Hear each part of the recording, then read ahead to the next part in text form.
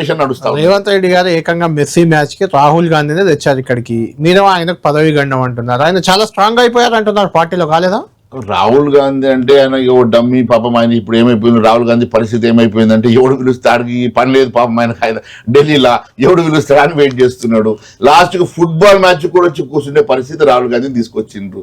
ఇక 4 రోజులు ఇట్లనే ఉంటే ఈయన మొత్తం పార్టీని హైజాక్ చేసే పరిస్థితి ఉన్నది. ఆయన ఏం చేసుకుంటాడు, ఆయన పార్టీలో ఏం చేసుకుంటాడో అది ఆయనకు పర్సనల్ సంబంధించిన అంశం. దాంట్లో నేను పోదలుచు. అంటే బీఆర్ఎస్ వాళ్ళు ఇంకొక మాట కూడా అంటున్నారు, రేవంత్ రెడ్డి బీజేపీతో టచ్ లో ఉన్నాడని బీఆర్ఎస్ ఆరోపణ. దానికేం చెప్తారు?